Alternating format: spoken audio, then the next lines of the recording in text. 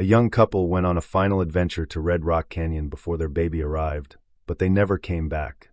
For years later, a jogger and his dog stumbled upon a horrifying discovery under a rocky overhang, a discovery that shattered everything investigators thought they knew about their disappearance. The Nevada sun beat down on Danielle Caldwell as she squinted against its harsh glare, reflecting off the red sandstone. At 29, she was used to these weekend searches. Her hiking boots crunched on the loose gravel as she paused for a drink of water, the lukewarm liquid doing little to combat the dry, suffocating heat. "Danny, we should probably think about heading back," called out Marcus, one of the volunteers who had been helping with the searches for the past 2 years. His face was flushed under his baseball cap, and his shirt collar was soaked with sweat. Danielle looked at the small group. Just 7 people today, a far cry from the 15 who used to show up when the case was new. For years had a way of eroding hope, changing it into something else entirely. What started as desperate missions to find survivors had become grim searches for closure. "Yeah, you're right," she replied. Her sister, Marissa, had been 7.5 months pregnant when she and her husband, Ethan, vanished. Danielle pulled out her GPS to mark their search area. Over the years, they had developed a methodical system, carefully covering different sections of the canyon. The police had long since moved the case to their cold files, only responding to new tips. But Danielle couldn't let go. Marissa was her only family left after their parents died in a car crash 6 years ago. "All right, everyone," Danielle's voice echoed across the rocky terrain. "Let's pack it up for today. Make sure you have all your gear." When they reached the parking lot, everyone went their separate ways. Danielle tossed her backpack into her trunk and saw the digital clock on her phone, 11 a.m. She finally had service after hours in the canyon's communication dead zone. Her screen lit up with missed calls and messages. Her heart raced when she saw they were all from the same person, Detective Raymond Chin of the Las Vegas Metropolitan Police Department. She hit call back. The phone rang once before the detective's familiar voice came on the line. "Danielle, thank God. I've been trying to reach you for 2 hours. I'm sorry, Detective. I was in Red Rock with my search group. What's happened? Is everything okay? Are you still at the canyon?" "Yes, we just got back to the parking lot near the visitors center." "What's going on?" There was a pause, and Danielle could hear muffled voices in the background. "We have a new development in your sister's case. A hiker found something this morning that we believe belongs to Marissa." Danielle's water bottle slipped from her hand, splashing across the hot asphalt. Sarah and Marcus, who were loading their own car nearby, noticed her distress and hurried over. "What kind of evidence?" Danielle whispered, her voice barely audible. "I'd rather discuss this in person. Can you drive to the White Rock Hills Loop area? It's on the north side of the canyon. I'll send you the exact coordinates." "Of course, yes. I'll leave right now." "Good. I'll text you the location. You'll see multiple patrol cars at the site. You can't miss us." After hanging up, Danielle looked at the concerned faces surrounding her. "They found something," she said, her voice shaking. "The detective wants us to meet him at the White Rock Hills Loop." Without a moment's hesitation, Sarah put a comforting hand on her shoulder. "We're coming with you." Her phone buzzed with the coordinates from Detective Chin. She plugged them into her GPS, which showed the location was about 45 minutes away. 3 other volunteers, Tom, Janet, and Phil, agreed to join them, forming a small convoy. As they drove, the landscape changed. The iconic red rocks gave way to pale limestone formations. White Rock Hills Loop was a less trafficked area of the park, known for its challenging, remote terrain. As they neared the coordinates, Danielle spotted the cluster of police cars. Her hands trembled as she pulled over and put the car in park. When she got out, Detective Chun led her and her friends to his unmarked SUV. "The site is about a mile from here. The terrain is too rough for regular vehicles."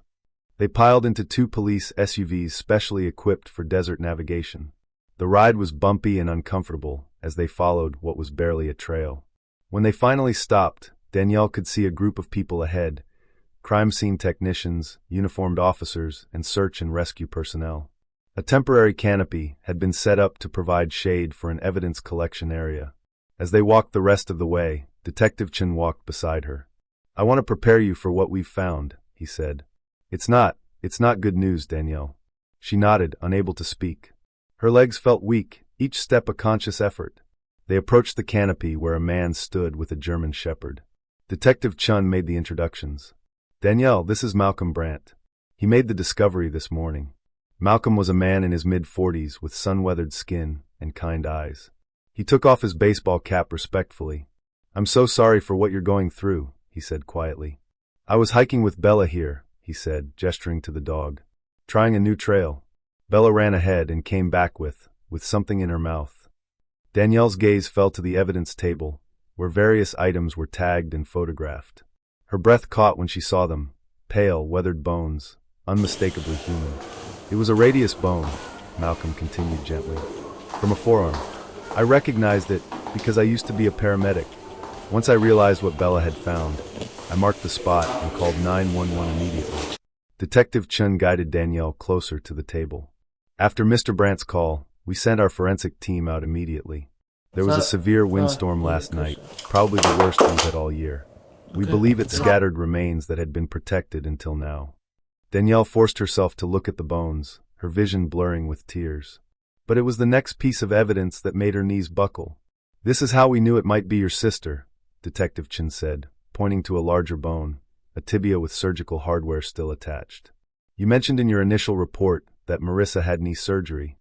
"Yes," Danielle whispered. 3 years before she disappeared. A skiing accident. She had pins and a plate put in. The serial numbers on the hardware match her medical records, the detective confirmed. "We're still waiting for DNA confirmation, but it's her." A broken sob escaped her lips. "Oh God, it's really her."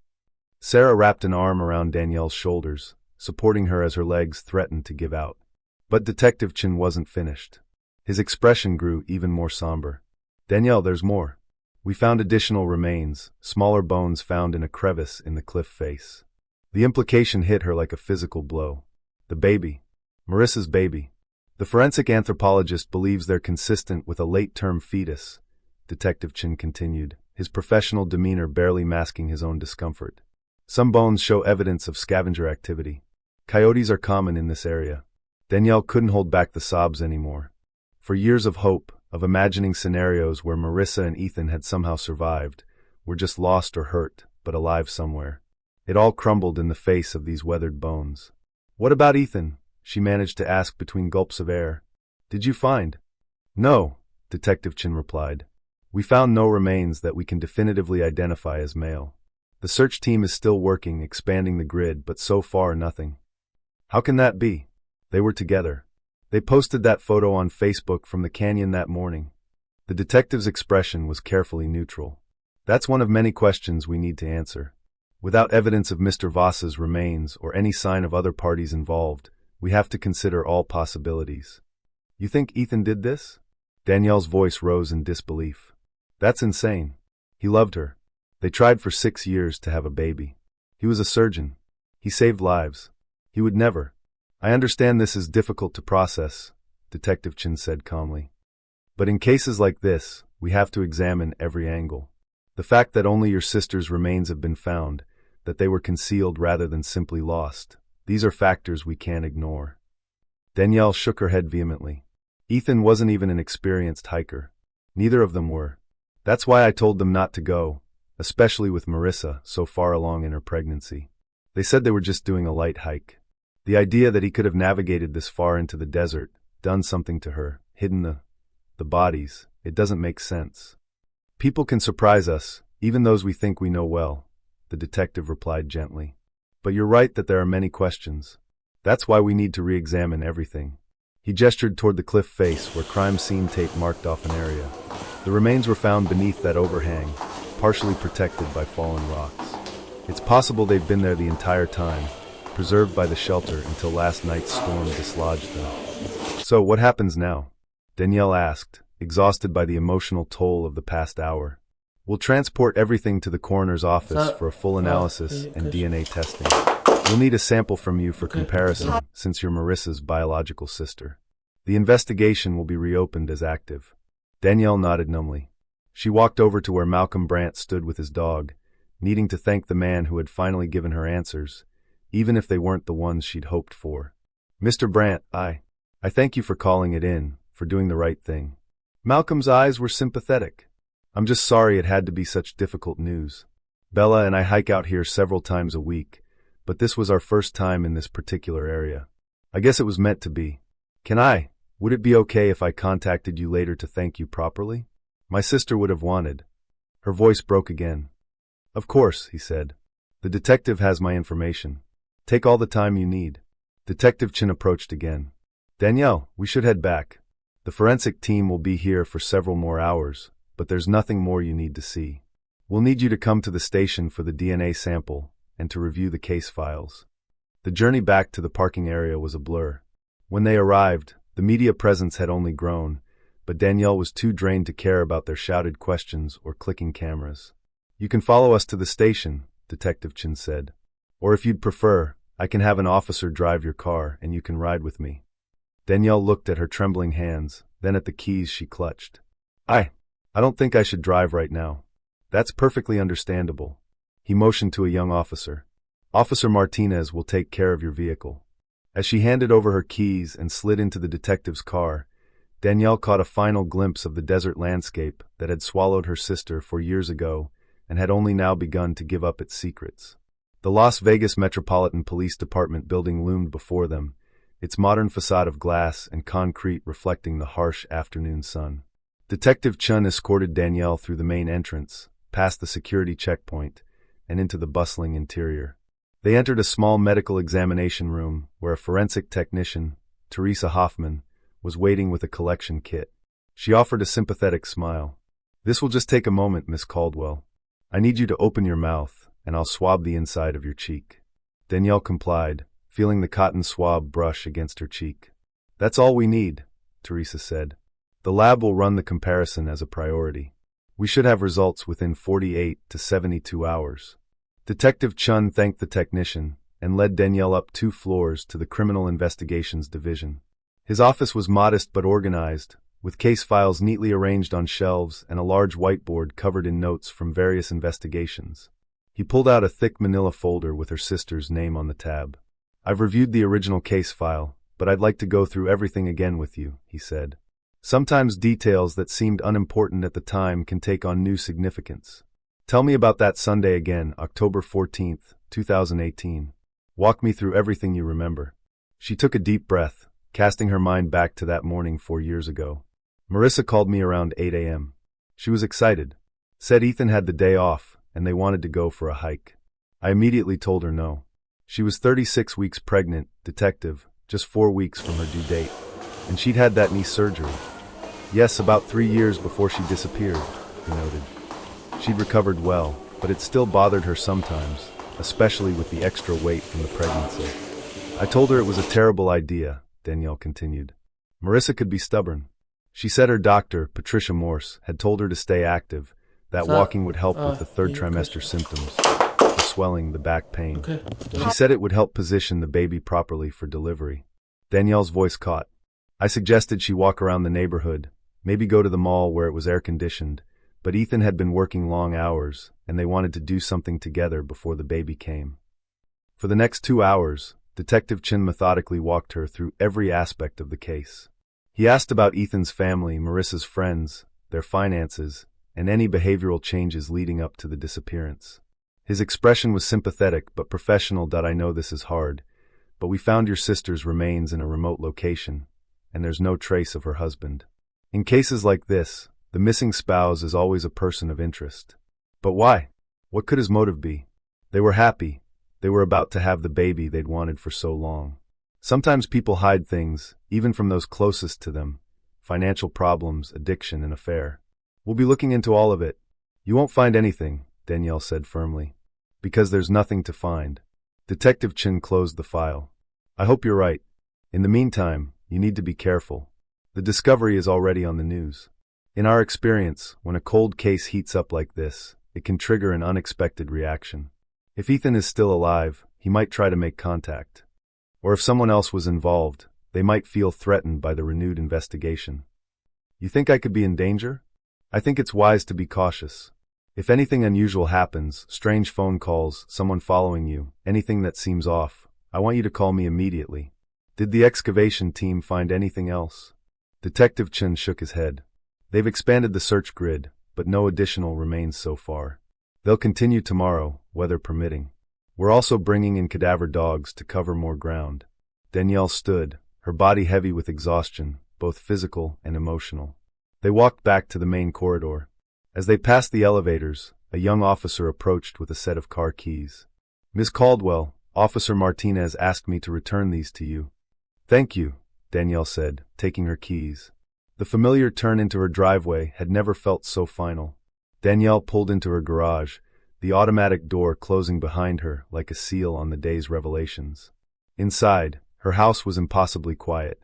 She dropped her keys on the entry table and stumbled to the living room, collapsing onto the sofa as the weight of everything crashed down on her. The tears came then, great heaving sobs that shook her entire body. Her gaze fell on the family photos on the shelves. Now she was the only one left. The photo blurred as fresh tears spilled down her cheeks. Her parents, killed by a drunk driver on their way home from their 35th anniversary dinner. And now Marissa and her unborn child, their bones scattered in the desert. Unable to bear the silence any longer, she made her way to her bedroom. She was exhausted but knew sleep would be elusive. On impulse, she opened her laptop and went to Facebook. She rarely used it, but curiosity about the man who'd found her sister drove her to search for Malcolm Brandt. His profile was public, filled with exactly what she'd expect from an avid hiker. Photo after photo showed him on various trails in Nevada and neighboring states, always with Bella by his side. One post from 3 weeks ago caught her attention. Malcolm stood outside a small cafe called Desert Blooms, holding what looked like a slice of lavender honey cake.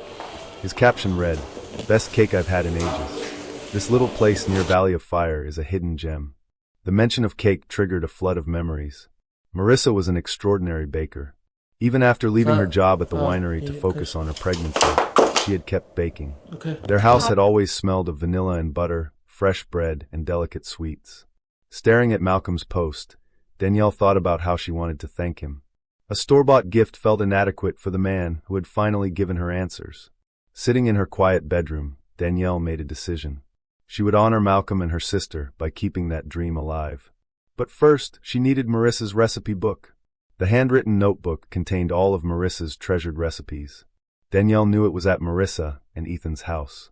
She glanced at the window, noting there was still some daylight left. The thought of waiting until tomorrow felt unbearable. If she got the recipes tonight, she could start baking first thing in the morning. The walk to Marissa's house had always been pleasant, just 10 minutes through the quiet residential neighborhood they'd chosen to be close to each other.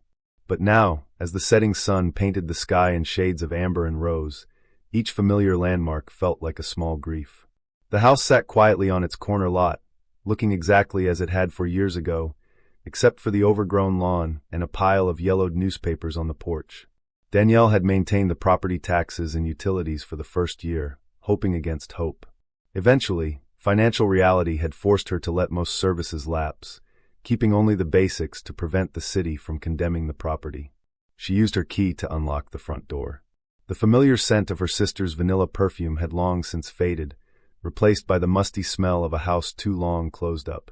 She climbed the stairs to the master bedroom, each step echoing in the empty house. The recipe book would be in Marissa's secret spot, she was certain of it. Her sister had been protective of her recipes, treating them like valuable intellectual property. The bedroom felt especially hollow. The bed still bore the impression of where someone had sat, probably a detective going through the nightstand drawers.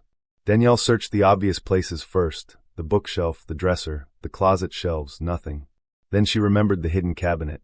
Marissa had shown it to her once, delighted by its cleverness. What looked like a simple decorative mirror above the bed actually swung open to reveal a shallow cabinet behind it. Danielle reached up and pressed the hidden latch. The mirror swung open, and there it was, a leather-bound notebook with Marissa's recipes embossed on the cover in gold script. She pulled it out carefully, sitting on the dusty sofa, to flip through its pages. Her sister's precise handwriting filled every page. Each recipe was a small piece of Marissa's soul, preserved in ink.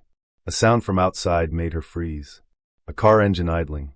Not unusual in a residential neighborhood, but something about its persistence made her uneasy. She moved to the window, peering through the gap in the curtains. A dark sedan sat at the curb. 3 men emerged, and Danielle's blood ran cold as they approached the house with purposeful strides. The one in front wore a distinctive hat, a brown fedora that seemed oddly familiar. Her mind raced. Should she call out, ask what they wanted? But their body language warned her against it. These weren't casual visitors or concerned neighbors. She heard them at the front door, not knocking but working at the lock. The metallic scratching sound sent adrenaline flooding through her. She needed to call for help, but she'd foolishly left her phone at home, thinking she'd only be gone for a few minutes. Racing downstairs as quietly as possible, she headed for the kitchen landline. In her haste, her hip caught a decorative vase on the hall table. It toppled, shattering on the hardwood floor with a deafening crash. The scratching at the lock stopped immediately. Through the curtained front window, she saw the three men backing away, returning quickly to their car. She pressed herself against the wall, trying to get a better look at their faces without being seen. The man in the hat turned slightly as he reached the car, and Danielle gasped. In profile, with the way he carried himself, the slope of his shoulders, he looked like Ethan. But that was impossible, wasn't it? The car pulled away, and Danielle stood frozen for a long moment before remembering the broken vase. She found a broom and dustpan in the kitchen, carefully sweeping up every shard of porcelain. The mundane task helped calm her racing heart. Who were those men? If one of them really was Ethan, why didn't he have a key to his own house? Why try to break in? And who were the others with him? She reached for the kitchen phone, but the line was dead. Of course, she hadn't paid those bills in years. Detective Chen's warnings echoed in her mind about strange activities following the discovery of evidence. She needed to tell him about this, but first, she had to get home safely. She climbed back upstairs to retrieve the recipe book. As she reached for it, her eyes fell on a framed photo on the shelf. Ethan, at a medical conference in Reno, wearing the exact same brown fedora the man outside had worn. He'd bought it on a whim, she remembered, said it made him feel like Indiana Jones. A chill ran down her spine. She grabbed both the photo and the recipe book, then did a quick check from all the windows. The street appeared empty, the mysterious car nowhere in sight. Still, she felt exposed and vulnerable as she locked the house and began the walk home, clutching the recipe book and photo close to her chest. Every shadow seemed threatening. Every car engine made her heart race. The 10-minute walk felt like an hour. Only when she was safely inside her own home with the door locked and deadbolt did she allow herself to breathe properly again. The moment Danielle's front door clicked shut behind her, she rushed to her phone, hands trembling as she dialed Detective Chen's direct number. He answered on the second ring. "Detective, something just happened at Marissa's house," she said without preamble, the words tumbling out in a rush. "I think 3 men tried to break in. I was inside getting something, and I heard them working on the lock. When I knocked over a vase, they ran. Are you safe now? Are you at home?" "Yes, I'm home. Door's locked. But detective, I think one of them might have been Ethan. He was wearing this distinctive brown fedora that Ethan owned." There was a pause on the line. "You think? Did you get a clear look at his face?" "No," Danielle admitted, frustration coloring her voice. "Just a glimpse of his profile as he got back in the car. But the hat, the way he moved, and if it was Ethan, why didn't he have a key? Why break in? What kind of vehicle were they driving? A dark sedan, black or dark blue. I couldn't tell in the twilight. I didn't get the license plate." Detective Chin sighed. "I'll send a patrol unit to check the area and canvass the neighbors. That's about all we can do with such limited information. Can't you station someone at the house? What if they come back? I understand your concern, but I can't justify posting an officer there indefinitely based on an attempted break-in by unidentified subjects. We don't have the resources for that." Danielle gripped the phone tighter. "But you said yourself that the discovery might trigger something." "I did, and I stand by that warning. We'll increase patrols in the area and alert the neighbors to be vigilant. If they see anything suspicious, they'll call it in." After extracting a promise that she'd call immediately if anything else happened, Detective Chun ended the call. Danielle set the phone down and slumped against her kitchen counter, adrenaline slowly giving way to exhaustion. The recipe book lay on her counter, and she opened it randomly to a page featuring Marissa's famous honey cake, which would be perfect for Malcolm. She studied the recipe, making a mental inventory of what she had and what she needed. She was low on eggs and completely out of the good vanilla extract Marissa always insisted on. Danielle gathered her purse and shopping list. The grocery store was only a 10-minute drive, located in a small commercial strip that stayed busy even after dark. The familiar routine of shopping would be calming, she told herself. The parking lot was well lit, the neon signs from the grocery store, gas station, and 24-hour donut shop creating an island of brightness in the desert night. Danielle parked near the entrance and was reaching for her reusable bags when movement at the gas station caught her eye. 3 men were exiting the convenience store. Her blood turned to ice when she recognized the brown fedora. She ducked down in her seat, then carefully peered over the dashboard. The men stood in a loose circle near a black sedan, engaged in what appeared to be an intense conversation. They were too far away for her to hear clearly, but the night air carried fragments of their discussion. "Ledger has to be." One man gestured emphatically. "Careful with the search," the hat-wearing man responded. "We need to be quick." The third man kept glancing around nervously. Danielle's heart hammered against her ribs. A ledger? What kind of ledger would be hidden in Marissa's house? As she watched, another figure emerged from behind the gas station. A younger man wearing what looked like veterinary scrubs, the kind with cartoon animals on them. He jogged toward the group, carrying a small cooler. The men exchanged brief words before all four climbed into the sedan. Every rational part of Danielle's brain screamed at her to stay put, to call Detective Chin immediately and report what she'd seen. But as the black sedan pulled out of the gas station, a different impulse took hold. If that was Ethan, she needed to know. She needed to understand why he was sneaking around with strange men. Why he'd tried to break into his own house. Why he disappeared for 4 years while his pregnant wife's bones were scattered in the desert. Before she could second-guess herself, Danielle started her car and followed. She tried to maintain a reasonable distance, keeping at least 2 car lengths between them as they navigated through town. The sedan moved purposefully but not recklessly, signaling all turns, obeying traffic lights. Whoever these men were, they didn't want to attract attention. As they reached the outskirts of Las Vegas, the traffic thinned considerably. The sedan turned onto Highway 160, heading west toward the desert. Danielle's unease grew with each mile. Where were they going? The road led to Pahrump eventually, but there was a lot of empty desert between here and there. With fewer cars on the road, maintaining cover became increasingly difficult. Danielle dropped back further, barely keeping the sedan's taillights in view. She grabbed her phone from the center console, fumbling to dial Detective Chun while keeping one eye on the road. "You're following them?" His voice was sharp with disbelief and anger. "Danielle, turn around right now. This is dangerous and unnecessary." "But what if it's really Ethan? What if it is? What's your plan? You're alone, untrained, and following potentially dangerous people into the desert at night. Turn around now. We'll handle this properly." Danielle glanced at the dark road ahead. The detective was right, of course. She was being foolish, driven by emotion rather than logic. The sedan's lights were barely visible now, just red dots in the darkness. "Okay," she said finally. "You're right. I'm turning around." She slowed, looking for a safe place to make a U-turn on the narrow highway. The shoulder was soft sand that could easily trap her car's wheels. Finally, she spotted a wider section of pavement, probably an old construction pullout. Danielle had just turned her car around, her headlights now pointing back toward the city lights in the distance, when she noticed another set of headlights in her rearview mirror. The black sedan had also made a U-turn and was gaining on her fast. "Oh God," she breathed, dropping her phone as she floored the accelerator. "Oh God, they saw me." Her Honda Civic was no match for the powerful engine of the sedan. In seconds, it was right on her bumper, riding aggressively. Danielle pushed her car harder, the speedometer climbing past 70, then 80. The sedan kept pace easily, then surged forward, pulling alongside her. Danielle caught a glimpse of the passenger, a man wearing a fedora, motioning for her to pull over. She ignored him, her knuckles white as she gripped the steering wheel. Suddenly, the sedan swerved into her lane, forcing her toward the shoulder. Danielle had 2 choices, hit them or hit the sand. She chose the sand, pumping her brakes as her tires left the pavement. The car fishtailed wildly before coming to a halt in a cloud of dust. Before she could throw the car in reverse, the sedan had stopped behind her, blocking any escape.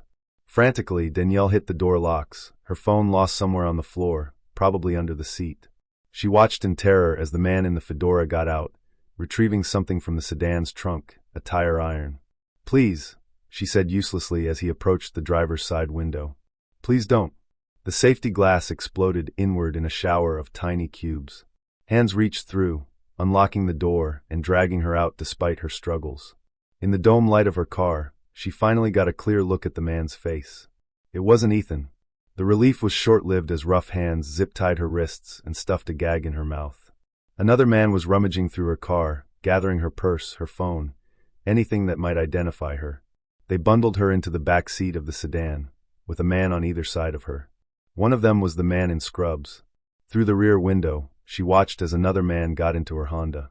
The sedan's interior reeked of stale cigarettes and a medicinal smell that made Danielle's stomach turn. She thrashed against her restraints, trying to loosen the zip ties cutting into her wrists. But the man beside her, Max, she heard them call him, simply pressed a meaty hand down on her shoulder. "Save your energy," he advised with mock concern. "You're going to need it." The driver, still wearing Ethan's fedora, glanced at her in the rearview mirror. "I told you boys it was her from the news this morning. I never forget a face. Saw her from the window inside the house watching us. Luckily, her car's window film was cheap. Could see right through it." They blindfolded her shortly after leaving the highway. The journey seemed endless, probably at least an hour of driving deeper into the desert night.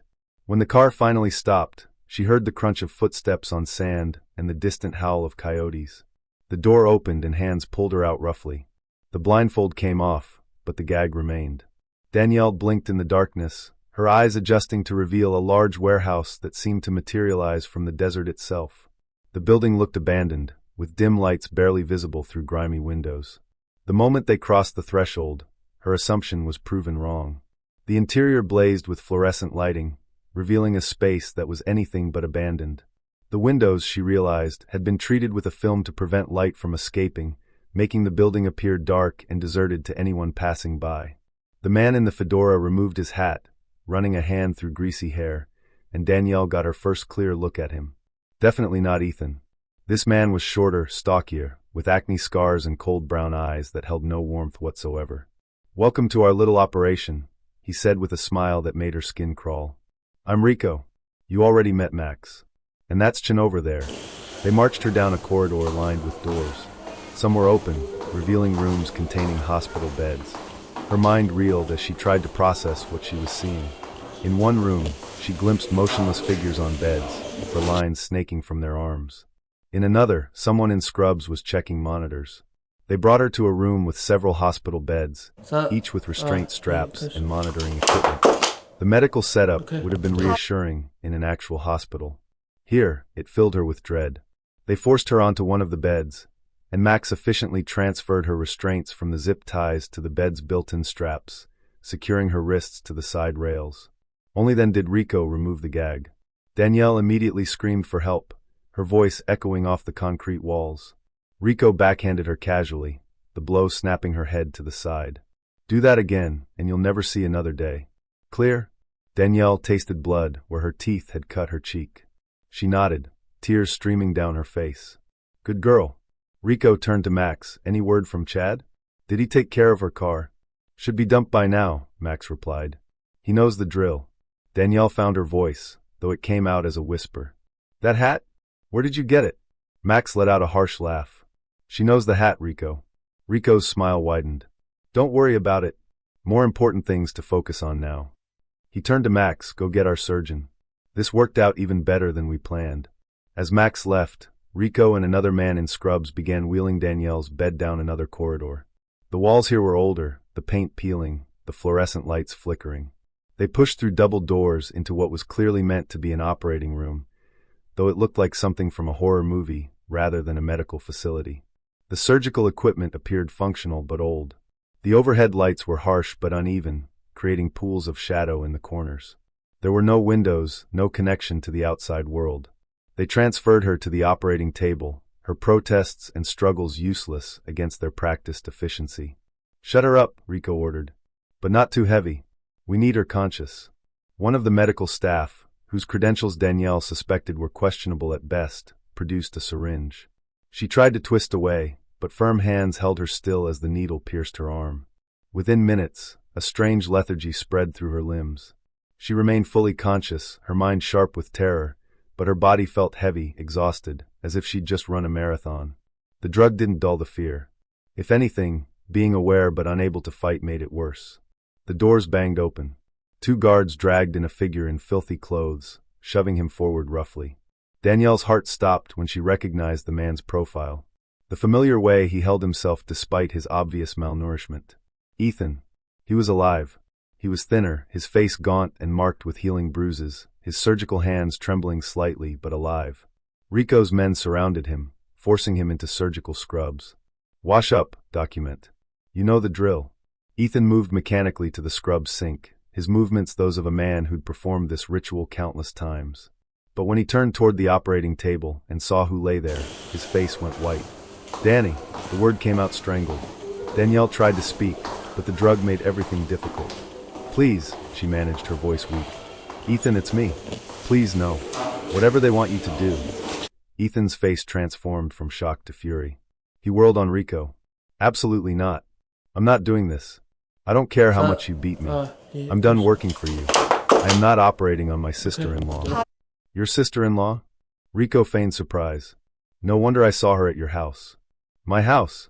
Ethan's voice rose. Rico's laughter was cold. Funny story, actually. We just wanted to grab your ledger and insurance papers. Needed some leverage to get you back in line. But then this one was there, watching us from inside.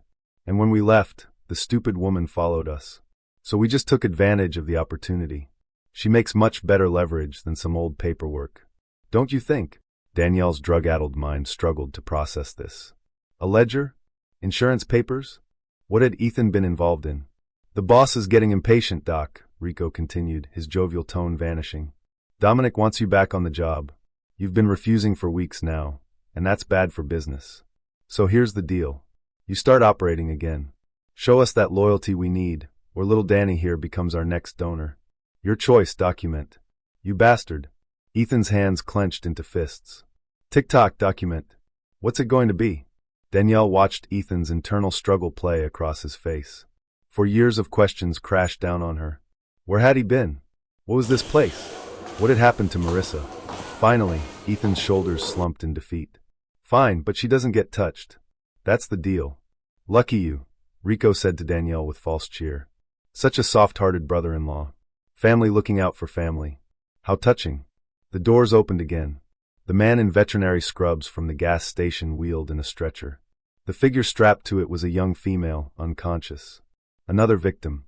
Move her, Rico ordered, gesturing at Danielle. They transferred her to a wheelchair, positioning her in the corner where she could see everything but do nothing. She caught Ethan's eye for just a moment, saw the anguish there, the silent apology.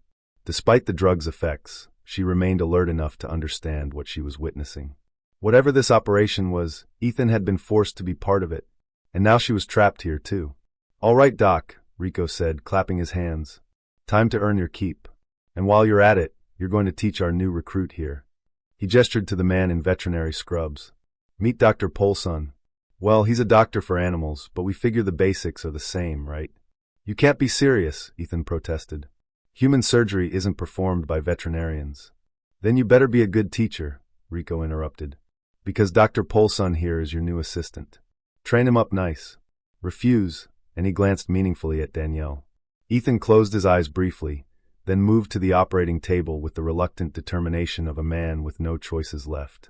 The veterinarian took his position across from him, eager and nervous in equal measure. Just watch for now, Ethan said quietly. He began preparing the anesthesia, his hands steadier now that he'd fallen into a familiar routine. This is a kidney extraction. The patient is a large man. A muscular man entered the room, clearly all bulk and no subtlety. He grabbed Danielle's arm, hauling her up from the wheelchair. The drug made her legs unsteady, and she would have fallen if not for his grip. Where are you taking her? Ethan demanded, pausing in his preparations. That's not your business, Rico said smoothly. But rest assured, Doc, we'll keep her alive. For your sake, long as you keep being useful, she stays breathing.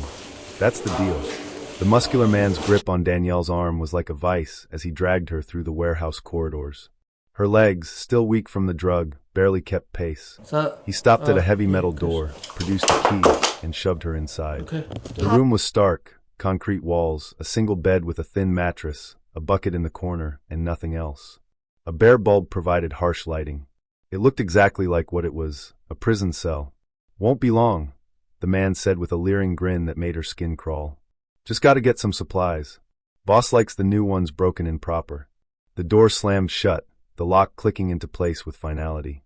Danielle heard his heavy footsteps receding down the corridor. Alone, she took stock of her situation. The drug was wearing off slowly, sensation returning to her limbs. She tested her coordination by walking the perimeter of the small room, getting steadier with each step. The bed drew her attention. Something about it seemed off. As she sat on the edge, testing its stability, Her hand brushed against something under the pillow. Her fingers found a pen, a simple ballpoint, but hidden deliberately. Curious now, she ran her hands along the mattress edge and felt paper between the mattress and the rusty bed frame. She pulled out several folded sheets, her heart stopping when she recognized Ethan's handwriting. The first page was their wedding vows. She remembered that day, how Ethan's voice had cracked with emotion as he'd read these words to Marissa. I promise to love you through every surgery that runs late, every cake that doesn't rise quite right, every moment of joy and sorrow that life brings our way. The other pages were letters, all addressed to Marissa. The click of the lock made her jump. Danielle quickly stuffed the papers and pen into her jeans, pulling her shirt down to cover the bulge. The muscular man entered, and her blood turned to ice at what he carried: leather straps, handcuffs, a riding crop, items that had only one purpose in a place like this. Time for your breaking session, he announced, setting the items on the floor with deliberate care. Everyone here goes through it one way or another, but you're a pretty one, so this is special just for you. No. Danielle backed against the wall. You don't have to do this. Sure I do. It's part of the job. The fun part. He advanced slowly, savoring her fear. Now you can make this easy or hard. Either way, it's happening. Danielle's mind raced. The pen pressed against her hip through the denim. One chance. She'd have to let him get close. Please, she said, letting her voice break, playing up the fear that was already genuine. I won't cause trouble. I promise. That's what they all say. He reached for her, and Danielle forced herself not to recoil as his hands gripped her shoulders. But I've got my orders. She spat in his face. His expression shifted from amusement to rage in an instant. The backhand came hard and fast, sending her sprawling onto the concrete floor. Stars exploded across her vision. You little, he loomed over her. Now you're really going to get it. As he dropped to his knees, reaching for the straps, Danielle's hand found the pen. He was leaning over her, his face inches from hers, breath reeking of cigarettes and cheap whiskey. His weight pressed down, trapping her. Now or never. Her hand came up in one swift motion, driving the pen deep into his left eye. The man's scream was inhuman, his hands flying to his face as he rolled away from her. Blood poured between his fingers. Danielle scrambled backward, her own scream caught in her throat, but her eyes locked onto the gun holstered at his hip. As he writhed on the floor, she lunged for it, her fingers closing around the grip, just as his hand shot out to grab her ankle. I'll kill you, he roared, his remaining eye wild with pain and fury. Despite his injury, his strength was terrifying. As he started pulling her toward him, Danielle twisted, bringing the gun around. Let go. He didn't. His fingers dug deeper, and she could see him reaching for something, a knife in his boot. The gunshot was deafening in the small room. The man's scream pitched even higher as the bullet tore through his thigh. His grip loosened and Danielle kicked free, scrambling to her feet. She stood over him, gun shaking in her hands, expecting guards to come running. But no one came. The room was soundproofed, she realized, designed to muffle screams. The door was locked. Danielle fired 2 shots at the lock. Metal sparked and twisted, and when she yanked the handle, the door swung open. The hall beyond was empty, lit by a sickly green emergency light. The guard barely glanced at them, just waving them through. They were out. Tom drove fast but not recklessly, putting miles between them and the warehouse. The desert stretched endlessly in all directions, stars brilliant in the clear night sky. Danielle had no idea where they were. There's a gas station about 30 miles from here, Tom said. We can call the police from there. What is that place? Danielle asked, her voice trembling. What have they been doing? Organ harvesting, Tom replied grimly. Dominic Torino runs the whole operation. They grab people, homeless, addicts, people who won't be missed. They keep them alive as long as possible, taking organs as buyers need them, kidneys, liver lobes, corneas, even skin sometimes. Danielle felt sick. And Ethan? They've had him for 4 years, forced him to do the surgeries. He tried to refuse recently. That's why they were looking for leverage at his house. That ledger they mentioned, it's got all the transactions, all the buyers. Evidence that could bring down the whole network. Where's this Dominic? Separate building on the same complex. He rarely goes to the warehouse itself, leaves the dirty work to Rico and his crew. But he's the spider at the center of the web. The gas station finally appeared, a beacon of normalcy in the desert night. Tom parked away from the bright lights, and they hurried to the pay phone. Danielle's fingers shook as she dialed 911. My name is Danielle Caldwell. I've been kidnapped and held at a warehouse where they're harvesting organs from victims. Multiple people are being held against their will. We need help immediately." The dispatcher's tone shifted to urgent professionalism. Tom took the phone, providing specific directions. North Las Vegas Industrial Zone, Building 47B off Highway 604. Large warehouse complex with a separate administrative building. At least 20 armed guards. Unknown number of victims. "Can you also contact Detective Raymond Chin?" Danielle added. "This is connected to the Marissa Voss disappearance case." They were instructed to stay at the gas station and wait for the police. Tom moved his truck to a spot where they could watch the road while remaining partially hidden. "Not everyone there is evil," Tom said quietly as they waited.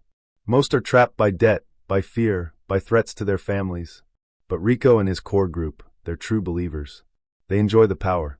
How many victims at any given time? Maybe 15, 20. Some don't last long.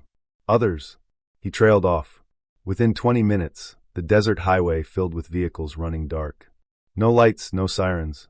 SWAT vans, patrol cars, and ambulances staged further back. The response was massive and coordinated.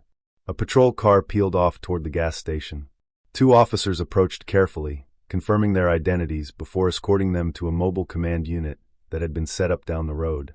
The tactical commander, a serious woman named Captain Torres, debriefed them quickly. Danielle emphasized that Ethan was a victim, forced to participate under the threat of death. Tom provided detailed layouts of the buildings, guard positions, and the location of the victim-holding areas. "We'll get them out," Captain Torres assured them. "Both the victims and your brother-in-law. But I need you both to stay here where it's safe."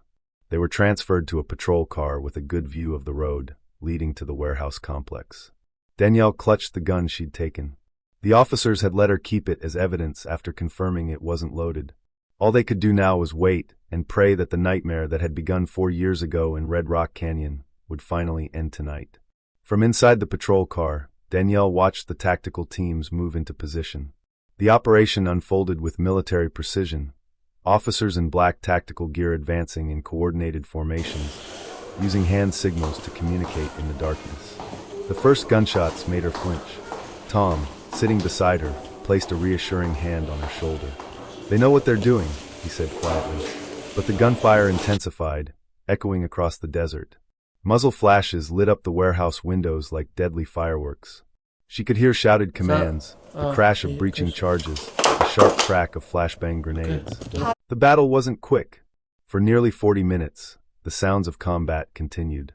Periods of intense firefight followed by tense silence, then erupting again from a different part of the complex. Danielle's knuckles were white from gripping the door handle. Every instinct screamed at her to run to the warehouse to find Ethan. Finally, the gunfire ceased. Radio chatter increased, and she saw officers emerging from the building. They moved differently now, no longer the coiled readiness of combat, but the methodical process of securing a crime scene. Then came the parade of arrested suspects. Officers marched them out in a long line, hands cuffed behind their backs. Danielle recognized Rico immediately, his fedora gone, blood running from a cut on his forehead. Behind him came Max, then the veterinarian in his ridiculous scrubs looking terrified. Cadet, who must have been the one who disposed of her car, stumbled out with a pronounced limp. "That's at least 20, Tom counted. Maybe 25. But it was the victims that made Danielle's heart break. Medical teams began bringing them out on gurneys and in wheelchairs. Some walked on their own, supported by paramedics, blinking in confusion at their sudden freedom. Others lay motionless on stretchers, IVs still attached, their conditions unknown. The wail of additional ambulances filled the air as more medical units arrived to handle the volume of victims. The parking area transformed into a makeshift triage center, paramedics sorting patients by the severity of their condition. "Where's Dominic?" Tom said suddenly, scanning the arrested men being loaded into police vans. "I don't see him." Danielle searched too, but the crime boss was nowhere among the captured. She saw officers conferring urgently, some heading back toward the administrative building Tom had mentioned. Then she spotted a familiar figure emerging from the warehouse, Ethan walking slowly, flanked by 2 officers. Even from a distance, she could see how thin he'd become, how carefully he moved. A paramedic intercepted him, guiding him toward one of the ambulances. "I need to go to him," Danielle said, reaching for the door handle. The officer in the front seat turned. "Ma'am, please wait until..." That's my brother-in-law, she insisted. He's been missing for 4 years. Please. The officer radioed for permission, then nodded. Stay close to the vehicles. This scene isn't fully secure yet. Danielle scrambled out of the patrol car, Tom following. She weaved between emergency vehicles, her eyes locked on Ethan. He was sitting on the back bumper of an ambulance now, a paramedic checking his vitals. Ethan! He looked up at her voice, and the expression that crossed his face nearly broke her. Grief, shame, relief, and anguish all vied for dominance. He tried to stand but swayed, the paramedic steadying him. They were 10 feet apart when movement in Danielle's peripheral vision made her turn. A figure was approaching from the direction of the administrative building, a man in an expensive suit, carrying guns in both hands. Without being told, she knew this was Dominic Torino. He moved with the desperation of a cornered animal, firing wildly into the air, then toward the cluster of police vehicles. Officers dove for cover, shouting warnings.